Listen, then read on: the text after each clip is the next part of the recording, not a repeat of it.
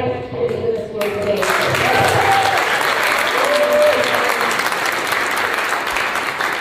We already know, she's already off to an amazing start, so thank you, Deanna, particularly in terms of our local work on immigration. As we know, between the murders of Renee Good and Alex Preddy, we are seeing an escalation in ICE violence across the United States. And with the Trump administration and what the Trump administration is doing and threatening to cities across the United States, we are making sure that we are building the infrastructure to be prepared. And so part of what I wanted to communicate to you all here today is what we need to do as a community and the fabric that we can help build as a community so that we can take care and keep each other safe in this environment and keep our neighbors safe in this environment. We've already had a couple of instances where, thanks to the rapid response of community organizers, advocates, local elected officials, that we've been able to keep families together. And so one of the things I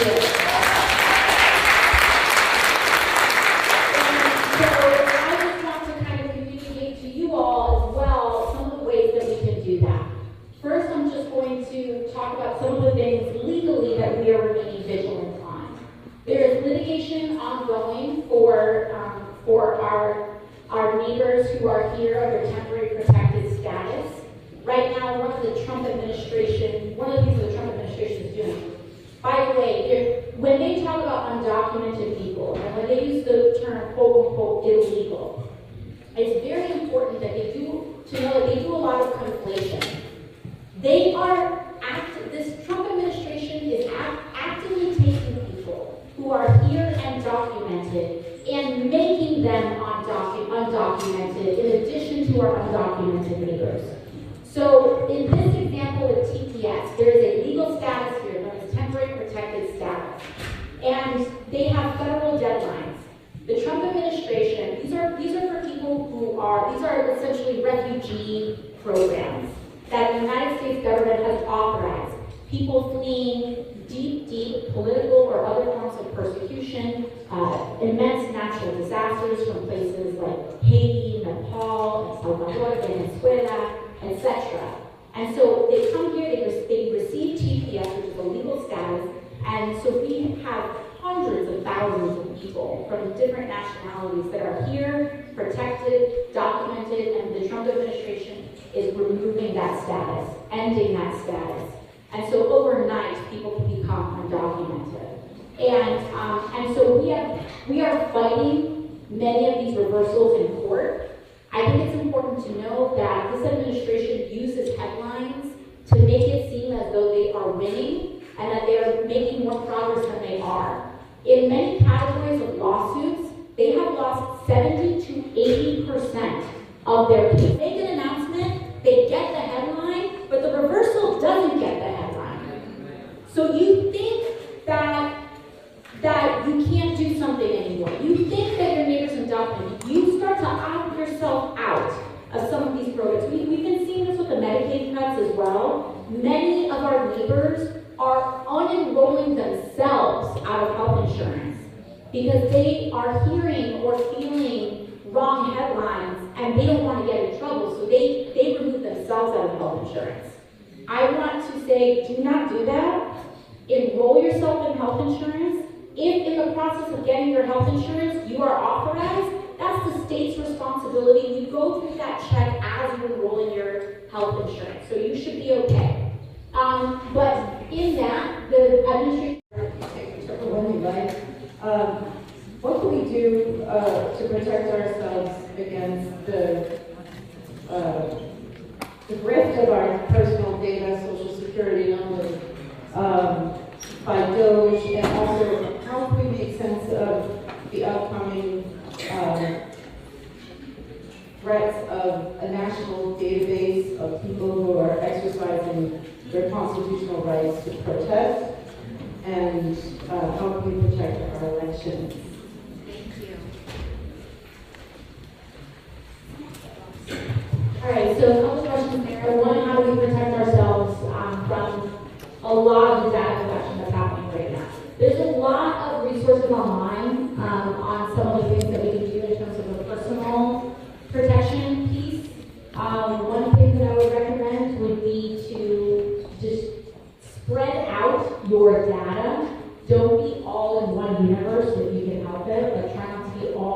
Google or all in one place.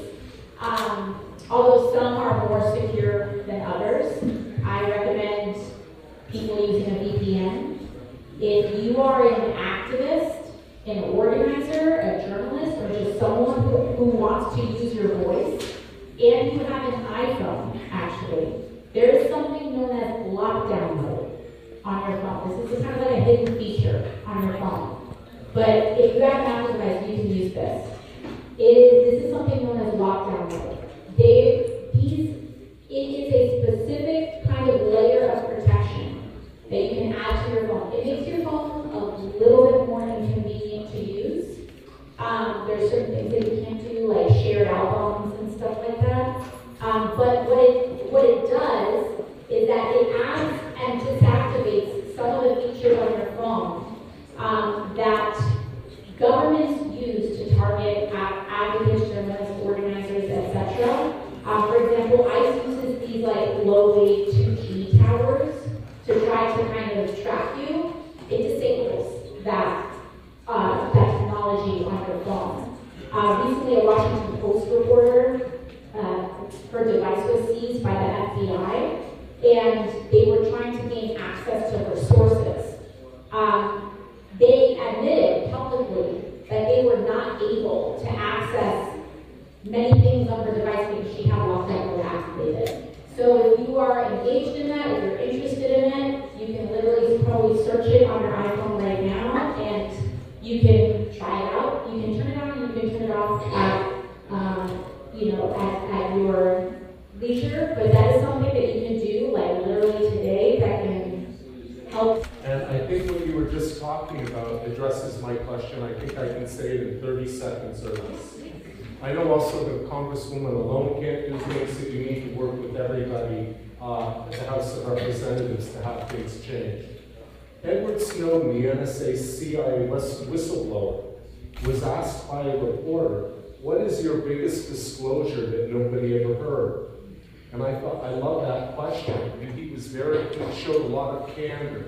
And he said that would be that innocent Americans' private records, judges, politicians, leaders of industry, private individuals, their private records are given unredacted, unminimized, raw signals intelligence, en masse to Israel.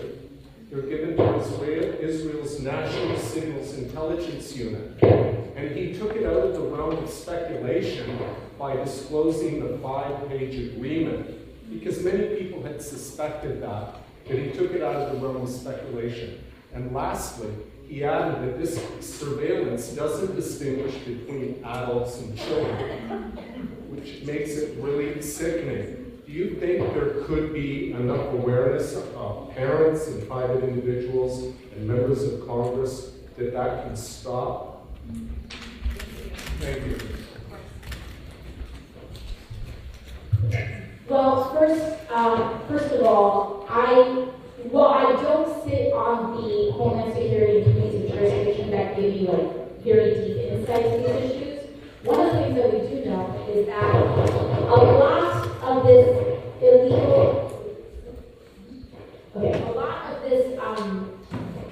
a lot of that uncorked data collection was made possible by the Patriot Act after 9/11. Section 702 under FISA? Yes, you've got 702 under FISA, but you also, beyond 702, you have huge amounts in that entire Patriot Act era. This is the whole thing. This is why DHS and ICE was even created in the first place. ICE is a very young agency relative to many others. And it has not been around very long at all. But the reason why ICE was even established was because of this Patriot Act era suite of legislation, where you have the collection of data under FISA, but you also have, basically what ICE did was that, enforcement of people who committed crimes that were undocumented or had visas used to be under the Department of Justice.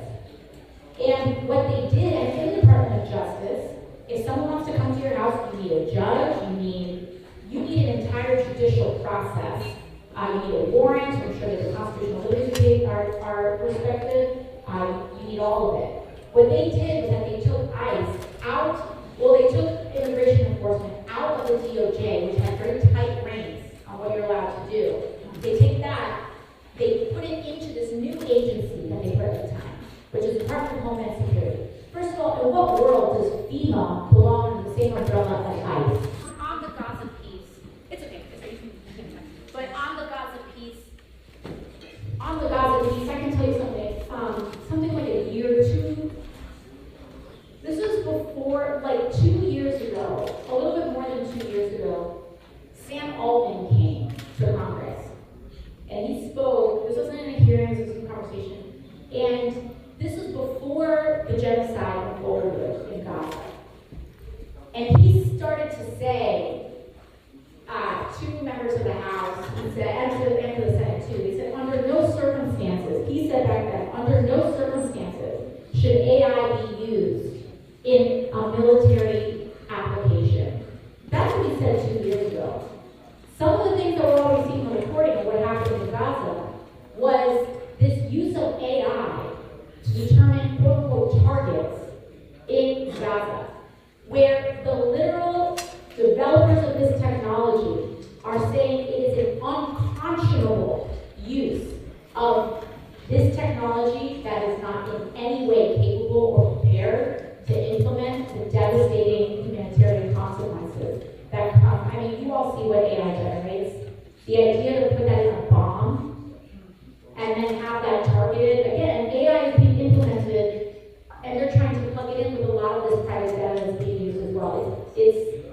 It's really scary, obviously, and that's one of the reasons why we have to rein it in. So, we're all so proud of how so many people have come out and fought against the atrocities that the Trump administration is doing in the name of immigration. I'm so proud of that. And the people have risen where they're needed and done a great job. On the one hand. On the other hand, they have more power than we. And I feel like we need a banner that's not a defensive banner, but an offensive banner for the immigration struggle. We need the M.O. Lazarus comprehensive immigration reform bill that's a banner that we can get behind in a positive way, the same way we did the Green New Deal. Now, we're not going to win everything right away, but it gives us a way of moving forward in the long run. And I'm hoping that's something you can lead. Thank you. And you're right in talking about not just a defensive position, but an offensive one, right? ICE could be abolished tomorrow, and our immigration system will remain deeply, deeply broken. And so what we need to do is completely reform many of the ways that our documentation process works so that people aren't falling through the cracks in the first place. And we have to do a lot more in doing that. And I mean, here's the thing, is that this isn't just a failure of Republicans, this is a failure of the Democratic Party as well.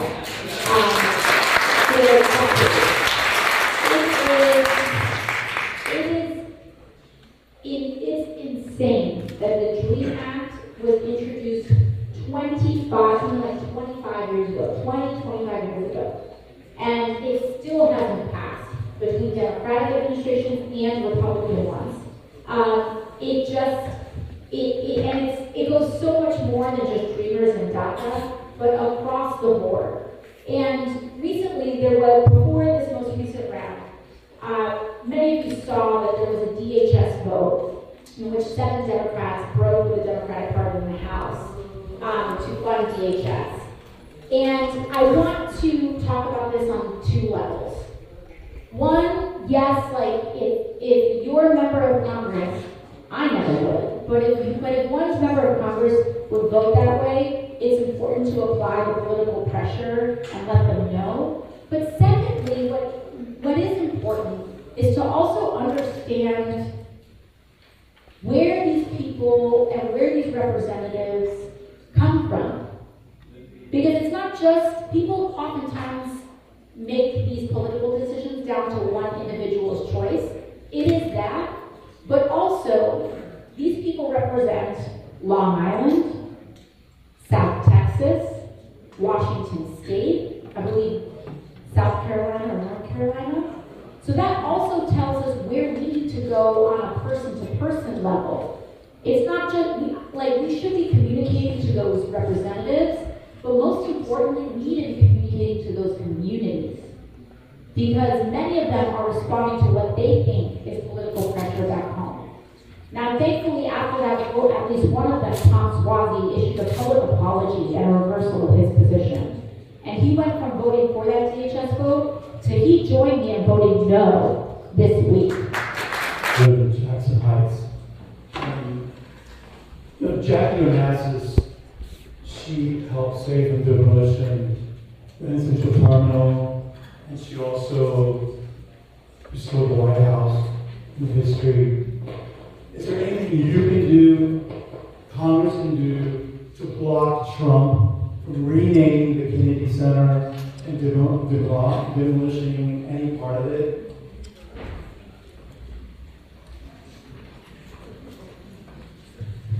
So, first of all, the renaming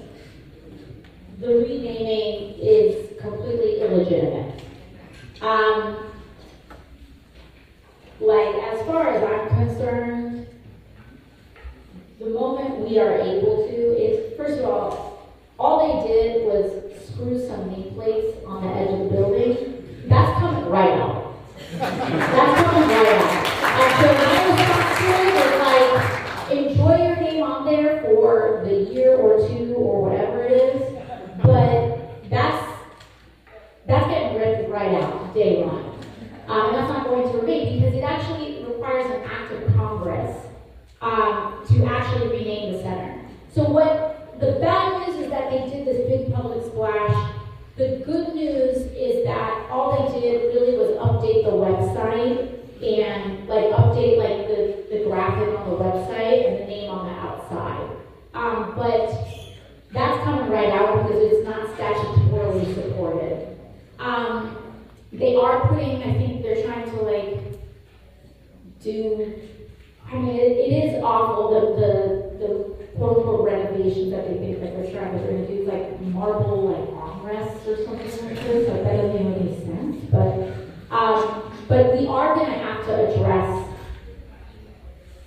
what is happening here.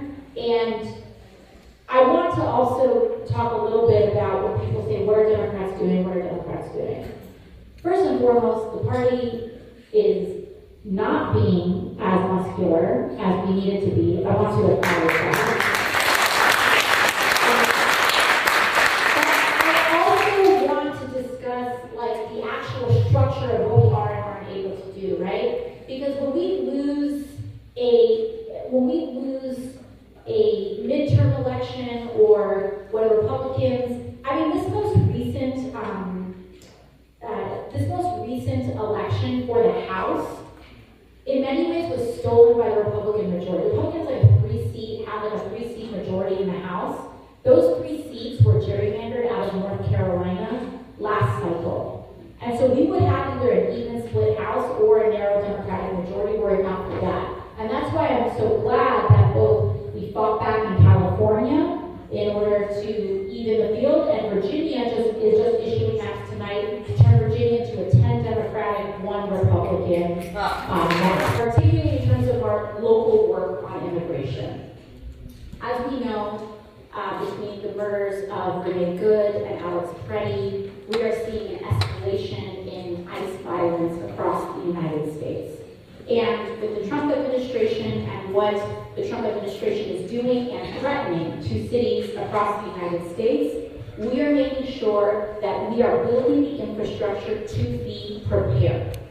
And so part of what I wanted to communicate to you all here today is what we need to do as a community and the fabric that we can help build as a community so that we can take care and keep each other safe in this environment and keep our neighbors safe in this environment.